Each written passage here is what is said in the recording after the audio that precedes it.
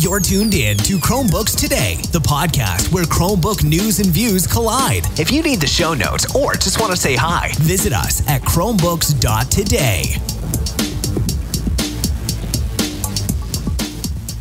Hello, everybody, and thanks for tuning in to Chromebooks Today. My name is James. Joining me today is, of course, Craig Tumblison and John Oliphant. Guys, how you doing?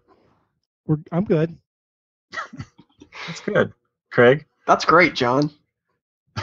I'm good too, James. I'm thrilled that we're finally all back together, and if only our viewers could see the hobble mess that we are. True. It's true. Craig is not exaggerating. He's dying of sickness. John is just John, and I'm in my hot attic with cat litter boxes, and it's just a mess. It's a good thing we're audio only these days. That's gross. Tell me about it. So yeah, thanks for tuning in. This is Chromebooks Today, the podcast that offers weekly coverage of topical news items related to Chrome OS, Chromebooks, Chromeboxes, Chrome bases, Chrome bits someday. We, like Craig said, it's good to be back together. Last week I was gone, and we actually thought that it was going to just be me and Craig this week, so we're happy that John was able to make time for us. Got some things to talk about, some new devices, and some new, not exactly Chromebook specific, but definitely some information that Chromebook users will find interesting and or helpful. So I think we'll go ahead and get right into it here. First thing we wanted to talk about, I think, during our 5-minute preparation time was 2 new Chromebook devices that were launched in India. This came from our friend Dinsan over at Chrome Story, who actually lives in India, so he's probably maybe a little more excited about this than we are. We're looking at a Xolo and a Nexian device. I've not heard of these brands ever in my life. They're pretty expensive, 13,000 rupees. Craig, how many US dollars is 13,000 rupees? Well, Dinson did the math for us there, and like you said, he is extremely excited. He's already clamoring for review units. The price works out to be about $204 for Americans, which is considerably cheap for us. It's the lowest price point. Well, it's not the lowest price point because we've seen a little bit lower recently, but it's definitely down there for Chromebook pricing. So it's competitive with some of the other newer models that we've seen recently. A little more expensive than the Hisense and higher models, but as far as specs go, it seems to be on par with most kind of bottom bucket Chromebooks, I think. I think they both rock a slip in my mind here. You're so hip, Craig. You and your lingo. Yeah, a rock chip. I was going to say rocket chip again. I really was. A rock chip processor. The specs seem to stack up pretty nicely for what they are, and it's a price point that's comparable and competitive. But I think the most exciting news is just that we're finally seeing some India-specific devices. For the most part, Chromebooks hit the United States first, and then they slowly spread internationally from there. And this is the first time that I'm aware of that I think we've seen a device be launched in a foreign country first. And as far as I can tell, these may not even come to the U.S. So I'm kind of excited just for an international standpoint. It's nice to see models that are being released elsewhere and hopefully marketed and promoted there. Yeah, that is true, and I think that maybe explains a little bit the price. You said there are some cheaper Chromebooks, and maybe this is a smidgen higher. I think things tend to sell for a little bit more in India than they do in America, so I think that helps to explain a little bit.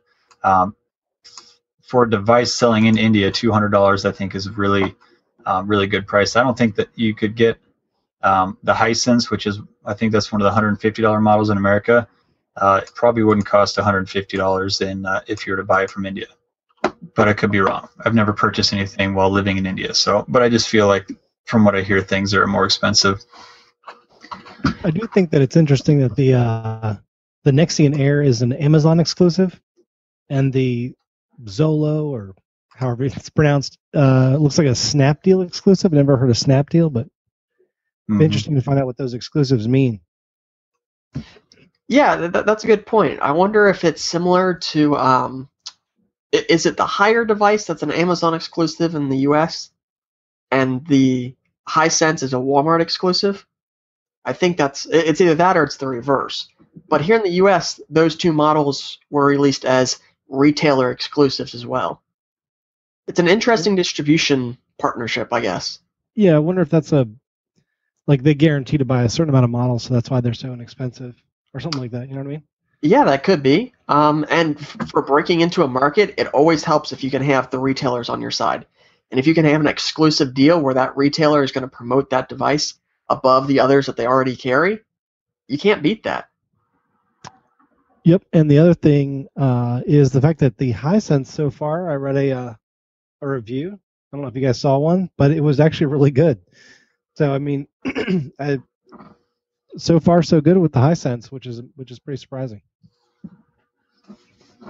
Yeah, I've read very positive things so far. I mean, it's not going to go head to head with a Pixel, but it's not supposed to. Nothing goes head to head with a Pixel. Another Pixel. Not even a Pixel.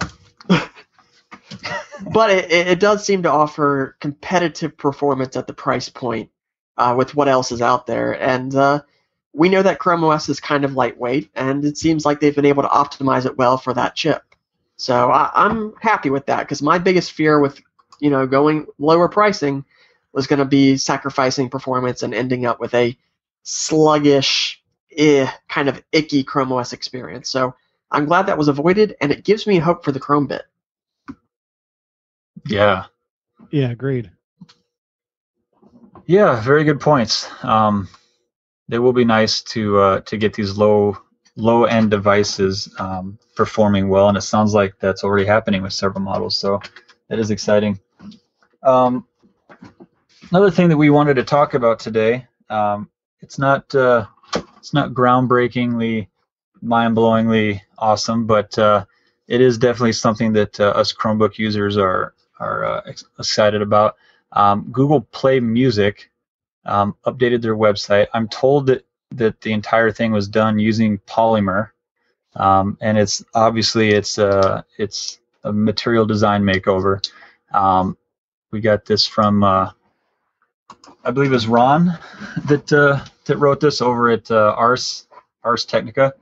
To be honest, it doesn't look way different. Like, I probably wouldn't have even noticed if nobody would have said anything. No, but there are some subtle differences. I have screenshots of what it used to look like, and it's very, very similar. It's better. It's much better. Much better. If John says so.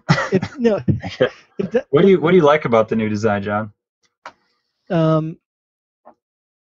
I like I think the fact that they're going all touchy, right? And if you look at the old design, the menu was like constantly open, things like that, over on the left-hand pane. Now it is more responsive, very like when it uses Polymer and of course material design, even heavier than the other system did. The player's always open at the bottom instead of it popping up, only when you play a song. So also it interacts better with the Chrome app. The little I was using it today on my Linux machine.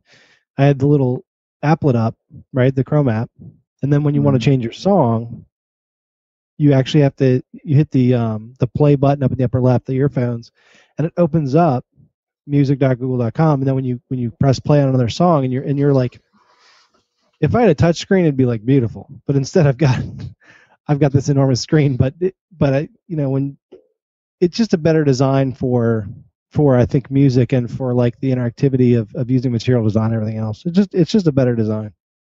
I like it. I have to agree with John. It's better. It's definitely better. My concern is, and I haven't had a chance to test it yet, but when I open the menu on my Pixel, which has an i5, there is lag, visible lag, for it to resize all the other elements. And I'm concerned that if I open up my HP 11 with an ARM chip, that's going to be a problem.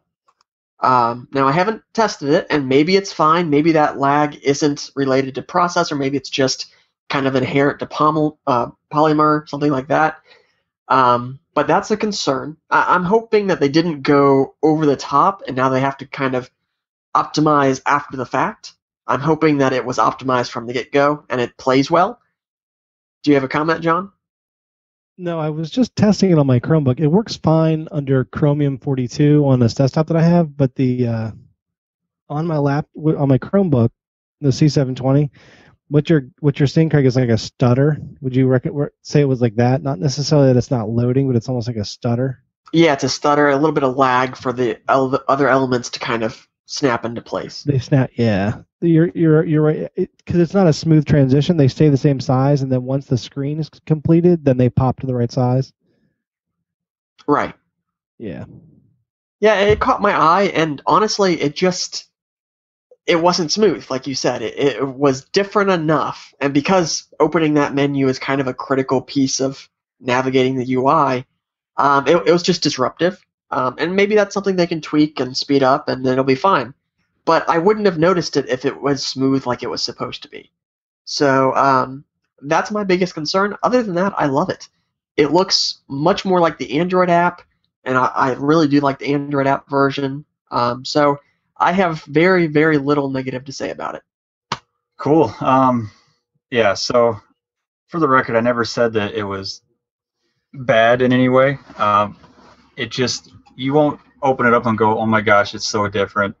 I can't believe how different it is. Look at all the difference.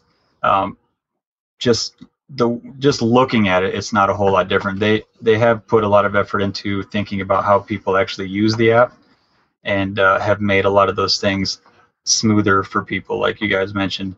But aesthetically, it's very similar. The albums are all still, nice, big, square. They look like actual CD covers, on your screen, which is cool. Yeah, my cat's not happy. Sorry. Cats are never happy. You're not sitting in the kitty litter box, are you? No, not in the kitty litter box. I'm just very close to it. So yeah, that's exciting. It is a lot better. I don't think the mobile app has changed at all. I don't know if you guys noticed any changes in the mobile app. I haven't noticed any changes. So it's just going to be the web version. Another thing we wanted to talk about, in the vein of updates, this one is actually very noticeable. There's been a change to something that if you are used to using the old version, you won't recognize it if you were to go log into it today. The Google product forum, across the board, all the Google product forums have received a very big facelift. It's all material design, and I think they just launched it to everybody a couple of days ago. Like, it's very recent. Yes, this launched yesterday. Yesterday. Now, I do want to quickly point out that it's not actually material design. I've been testing this for a while, and it does share a lot of things in common. But if you're the type of person that has the material design guidelines memorized, you're going to be able to point out a few things that, well, it just doesn't match up perfectly, and that's okay. This isn't exactly material design, but it is in the same vein. It's similar. It shares some traits. It's much, much faster than the old Google Groups design.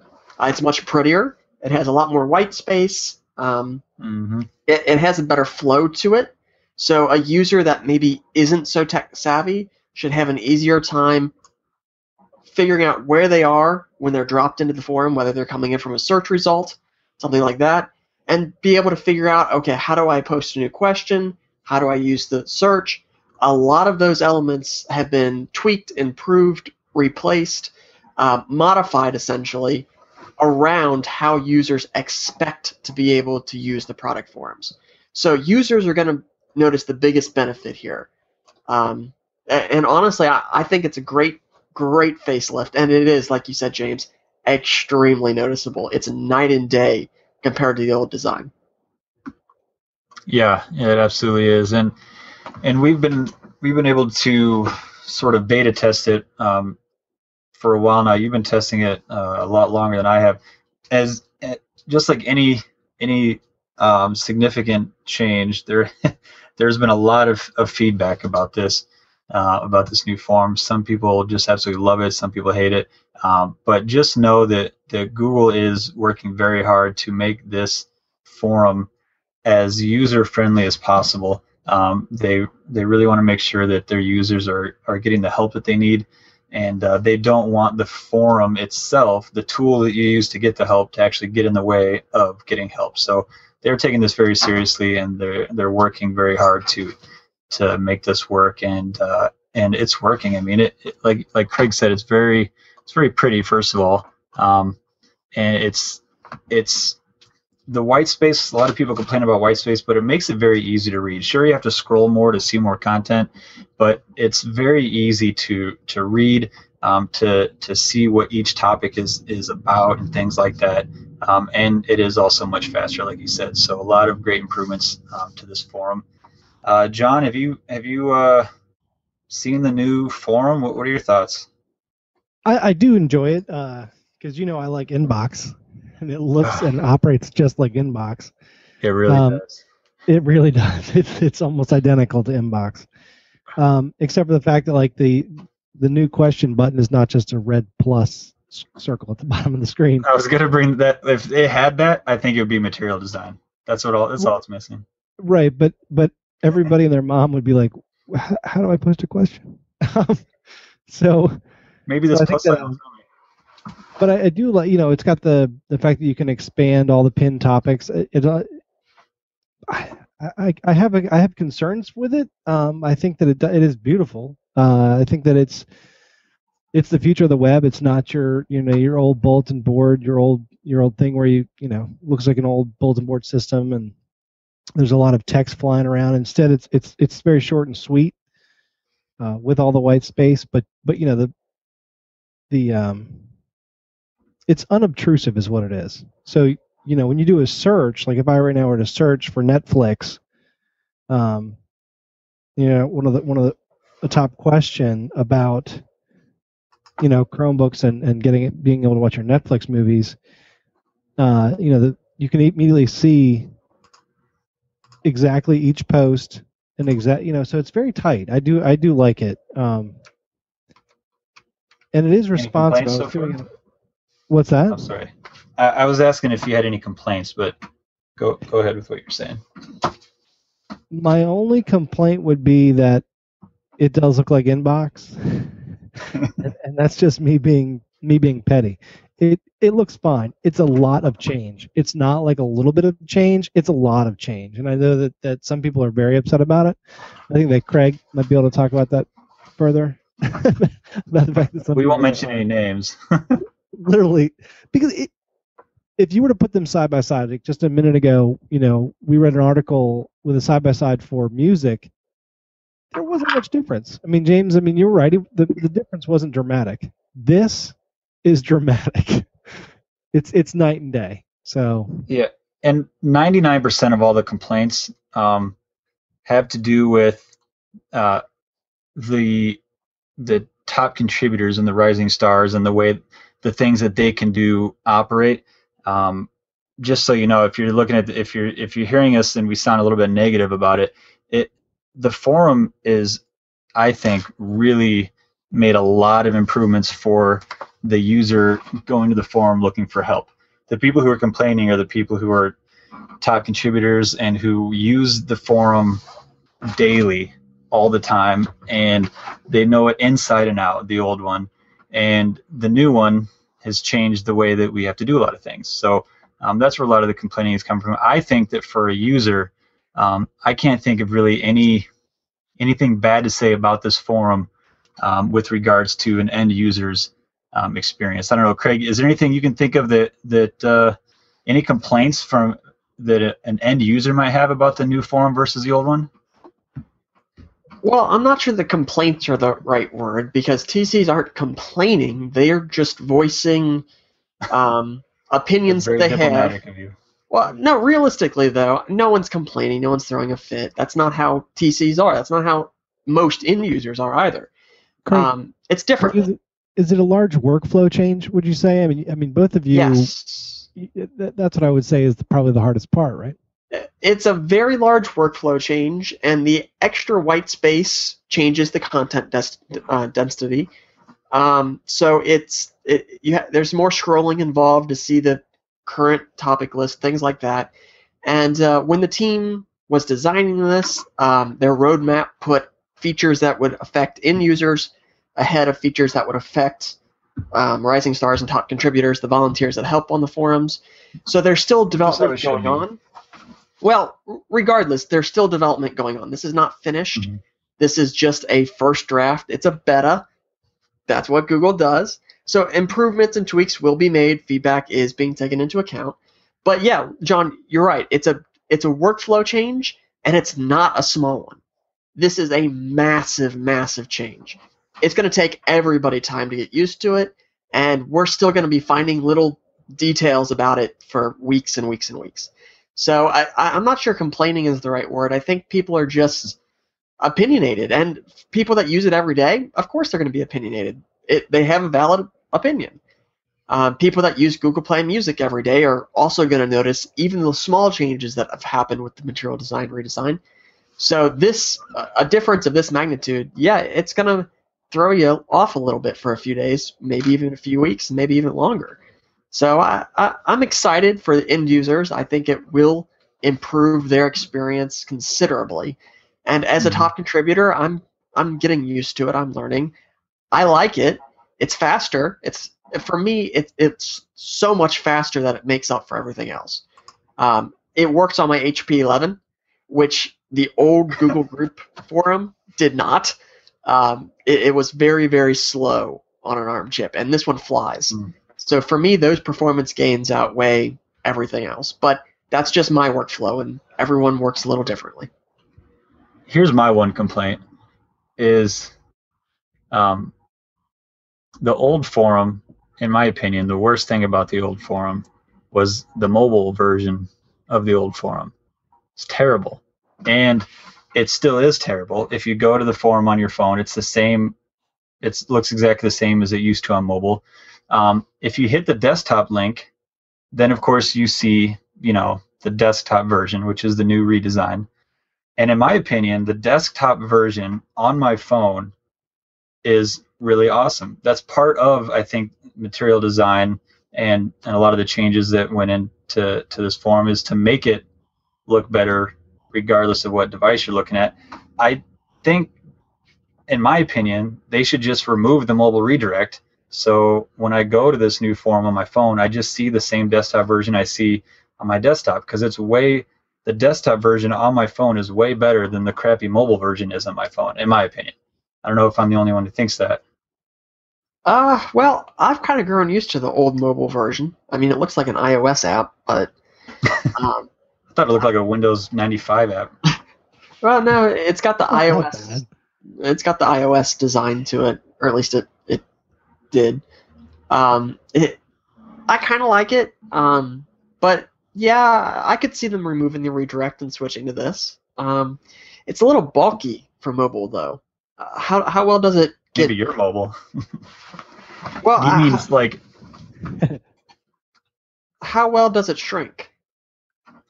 It shrinks pretty good. And since I don't have terrible vision, I mean, I have glasses that makes up for what small amount of terribleness I do have, and I can read the text fine. The site is maybe not responsive. It's it does shrink well, I think. I really feel, when I look at it, I almost feel like it was designed with mobile in mind, which makes me wonder why they aren't letting me see that on my mobile. I mean, they are. I just have to hit the desktop link, but I really feel like it was designed with mobile in mind. And there's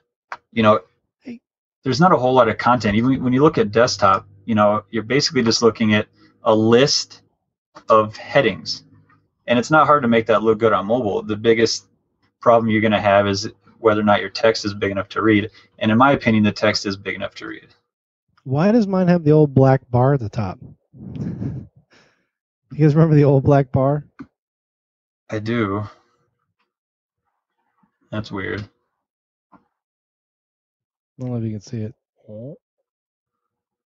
That's like the 2009 Google Black Bar.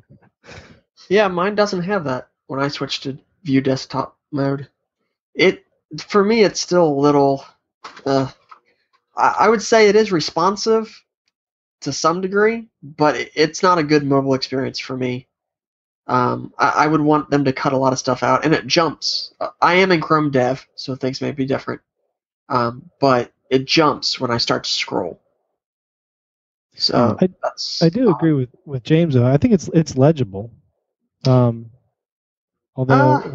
no, wait a minute. I was in landscape mode. Portrait mode's terrible. I would need like a magnifying glass. If it matters, I'm using a Moto X, the new version, and I do also have the black bar. It's above. There's a blue bar when you go to welcome to the new version of Google Product Forums. You can switch the old design, and above that, I do see that old school black bar. That's kind of funny. When I'm looking at it on mobile, you have the banner, the big banner with the 3 pixels.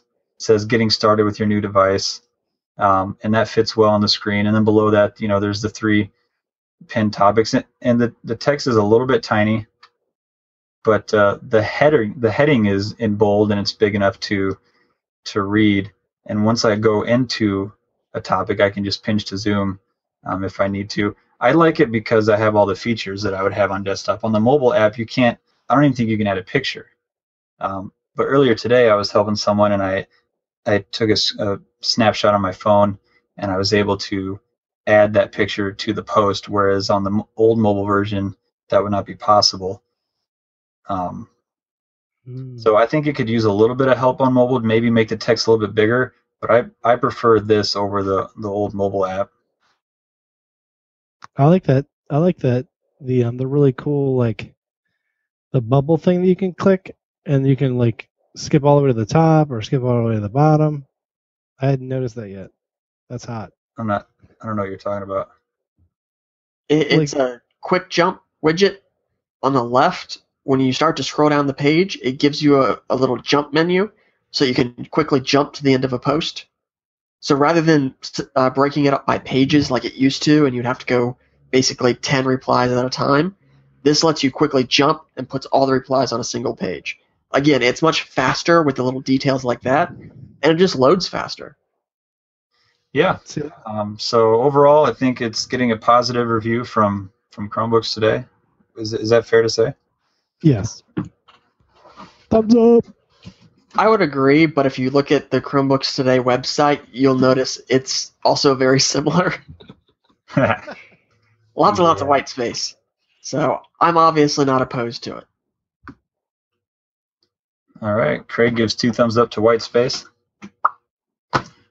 I think we've sufficiently talked about the Google Product Forums. Feel free to interrupt me if you disagree. Except you, John. You don't have interrupt privileges. I'm good. Okay.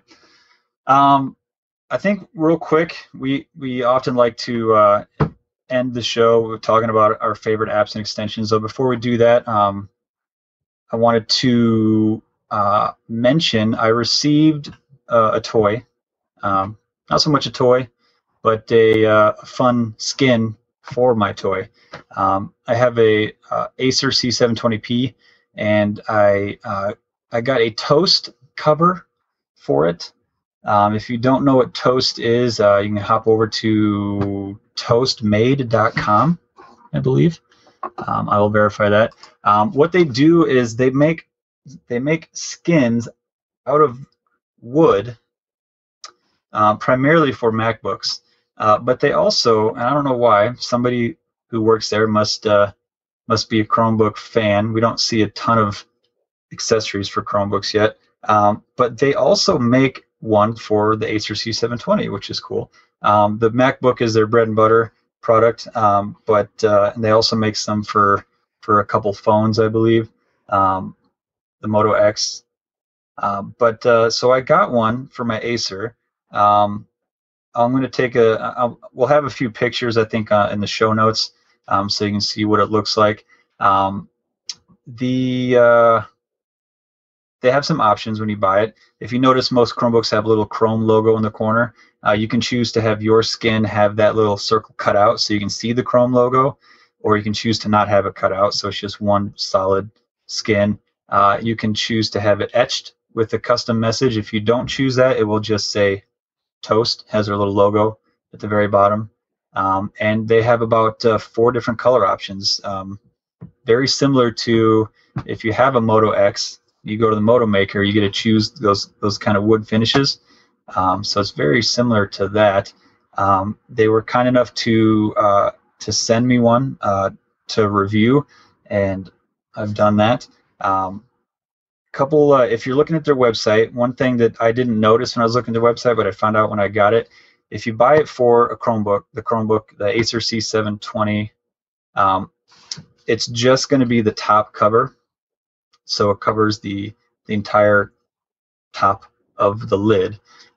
If you own a MacBook and you get one for the MacBook, it actually comes with a bit more than that. It has the top cover, then it has a front cover that kind of frames your monitor, and I think it has some side pieces. So if you have a MacBook, you can actually get the whole thing decked out with this sweet wood skin that is kind of a thing these days, I think. I wouldn't say it's a fad exactly, but I think the wood color is kind of a popular thing these days. I personally think it looks really cool. It would look cooler if I had all the pieces like you do with the MacBook, but unfortunately with the Chromebook it just has the one top piece. But I think it looks cool. It was easy to put on. I mean, it's just a giant sticker basically. So you just have to be very careful to put it on right the first time, because if you pull it off, they say that it won't damage your laptop, but you pretty much have to completely ruin the skin to get it off. So just take your time, like you would putting a decal on your car or something, and get it lined up. And it looks nice. Also, offers a little bit of protection. The Acer C720p is white, and it likes to get scratched. So with the Toast cover, it's definitely adds a layer of protection. So I would have to say, if I was going to give an honest review, that I think it looks really sweet. If you want to go to Starbucks and have people look at you like what is that? Or if you're tired of people looking at your Chromebook and saying, is that the new MacBook? And you just want to stand out, I would say definitely check out toastmade.com. And as far as I know, they do MacBooks, one Chromebook model, and I think they have a few phone models that you can get a cover for. So definitely check that out. Now, I have a question for you, James, because I've looked at this before, but I didn't purchase it. Is it a vinyl? I mean, what kind of material is it? It's a wood pattern, but is it made of wood? Or I believe that it actually is. I thought it was actually made out of wood, but I could be. Give it a sniff. Try to stain it for us. Get some lacquer going. Maybe sand it a little bit. They're very environment conscious, which makes me wonder if maybe they're not made out of wood, because that would involve killing trees. Well, but put it this way: did it fool you at first? Yeah, it certainly does it look like wood. Look enough like wood to make you think it's actually wood. Yes. Okay. I would say that. And then how about durability? Is it going to hold up to common bumps and stuff? Oh, it definitely will. It was, and one of the reasons why it made me wonder if it actually was wood is because it is. I mean, it's very thin, but it feels a lot more stiff than something that thin, should feel. So whatever it's made out of, it is a very durable material. Okay, and then my last question is, how much weight does it add to the device? Is it noticeable or is it nothing? It's not noticeable. Okay, cool. I may have to look into one of those, because I've toyed around with like the plastic hard cases and stuff in the past, and it's just those always look so kind of plasticky and cheap. So I'm thinking maybe something that has a wood pattern would look a little more, you know. Yeah, it's different. I mean, and I'm looking, if you have an iPhone, they have the iPhone covers, and it looks pretty sweet. I got to tell you, if I had an iPhone, I would strongly consider this because it just looks cool with it, and it's easy to make because an iPhone, it's not very curvy. It's like straight up, just flat, like on all sides with rounded corners, and I think the toast cover on that thing looks really sweet. So definitely, and they got if you're on their website and you go to their about section, they have some really cool custom stuff that they've done. There's a Nike one. There's some cool designs like scorpions etched on there, and just, I mean, guys, I got to tell you, I would not be surprised if these things were actually made out of wood, especially with the etchings that they got going on in there. It really does look like wood to me. Well, that can be your homework, James. You can follow up. Follow up. Yeah. What's the dealio? Yeah. I will do that. I do have one thing to bring up real quick. Yeah. And I just want to put this out there to both of you to think about, and maybe we can bring it up again next week. But that's the I use VMware, right, to connect to a VDI, and there is an Android app for that, but not a Chrome app. And someone used that sweet new tool. I can't remember what it's called at the moment. And they ripped the app into a Chrome app and then put it on the store. I don't want to use it because it's not from VMware. I realize that they just use their APK, but I think that's it's a topic of conversation. I think for people out there that, I'm going to be putting my corporate credentials to my company into this application. So I just want to, any thoughts on that? Just real quick, nothing big, just. Well, if it works out of the box, and that person that uploaded it didn't make any custom modifications, then you, John, should be able to just grab the Android app yourself, run it through the same tool yourself, and have a version that you can trust. And just not get it from the web store, just keep it all local, which would probably be better for your environment anyway. Obviously, the best solution would just be for VMware to publish an official one, especially if it just works out of the box. I'm very surprised that it works out of the box, to be honest, because that stuff typically doesn't. Exactly. So it's a weird, because I don't want to use it. And you're right, I could just run it through the tool or whatever, but I don't know. It's weird. It's just a thought that I had that, it's tough because I can't trust my corporate credentials to that thing, and I want to because I'm like, dang it, I want to be able to use my Chromebook for this because it'd be so easy because I could literally use my Chromebook everywhere, and right now I can't. I have to have a system that has a proper VMware client on it to do my job. So anyway, that was me. So I have verified they are actually made out of wood. I was chatting with somebody on on their website. With the exception of their bamboo wood, because bamboo is technically a grass, their walnut, ash, and ebony are all 100% real wood. So, and the glue is actually sap. I made that part up, but they are really wood. So that's pretty cool. The bamboo is sustainably grown in Asia. He told me that without me asking, so I think he wants me to. I told him I was reviewing a unit on this show, and so I think he wants me to let people know that the bamboo is sustainably grown in Asia, and they only source the highest quality woods from responsibly managed forests in North America. And that, folks, is why you should train your CSR reps. Whoa. Just in case they ever happen to be interviewed on a podcast live. This just in. So when I first got the review unit, I asked them, hey, have you ever thought about maybe doing them for the Pixel? And she was like, we kind of tossed it around, not really sure. this guy just said they're designing covers for the new Pixel 2 at the moment, and they should be toasting them next week. So that's cool. Craig, you got the new Pixel 2. Yeah.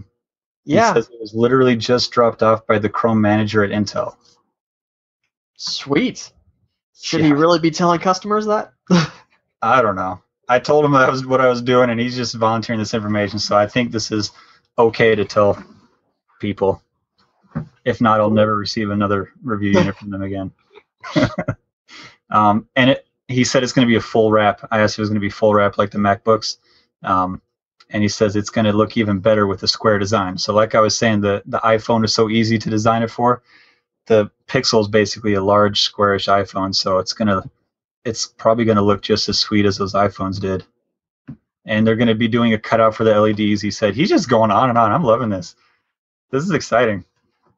Because that's obviously a huge feature of the Pixel is those colored light bars, so I definitely don't want to cover that up. So that's exciting. Next week we should talk with an Amazon rep live. Right. Now I'm going to shamelessly attempt to get another review unit. Let's talk about extensions, James. Yes.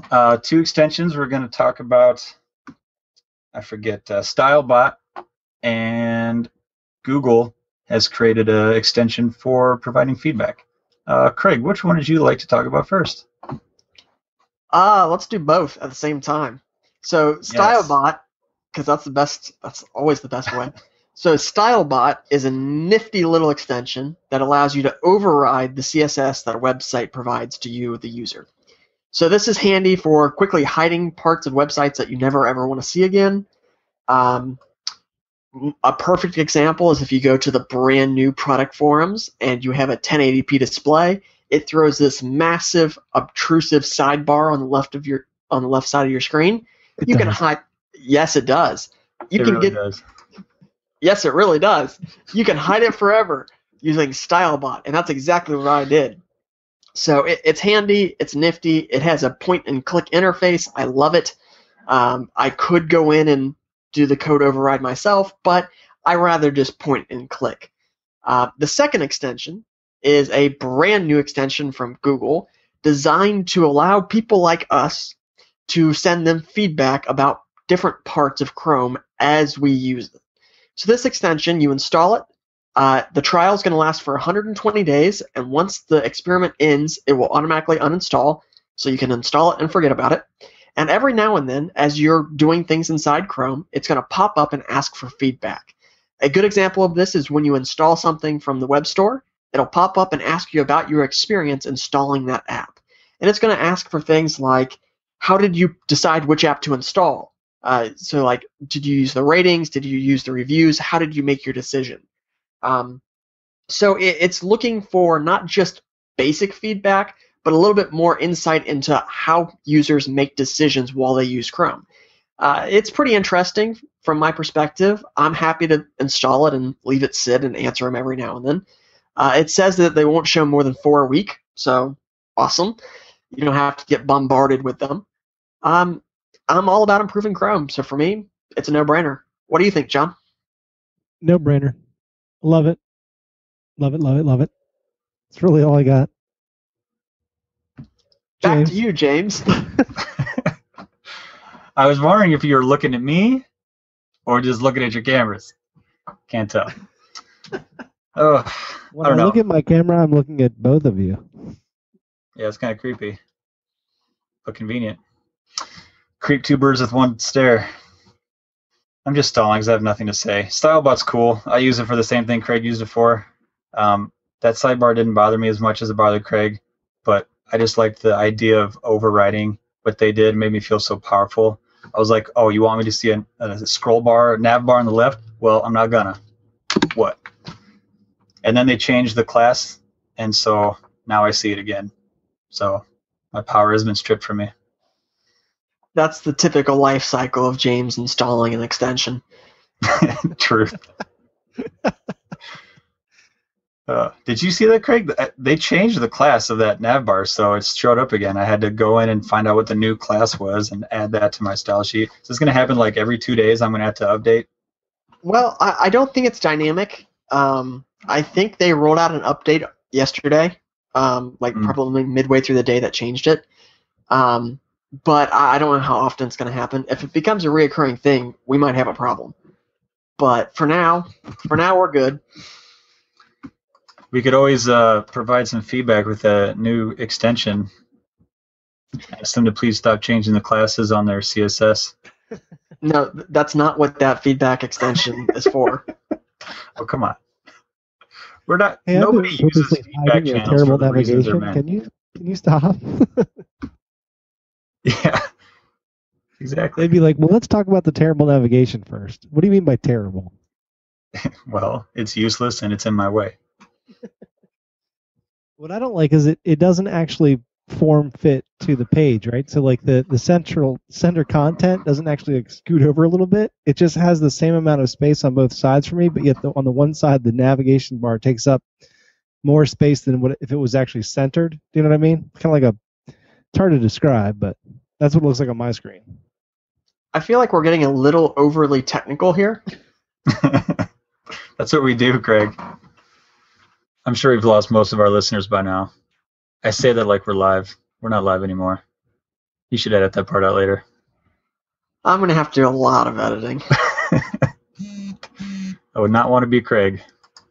All right, I think that about covers it. Double checking the show notes. Everything highlighted has been blathered on about for a good amount of time. So I think we're going to go ahead and wrap it up. John, I'm glad that you were able to make it. This was fun. I won't be here next week, as you all know, and by all I mean you two. You know that. I was gonna say no one understands. I don't even understand it. I missed the memo entirely, but that's okay. I work first and second shift, alternating every other week. It's quite simple.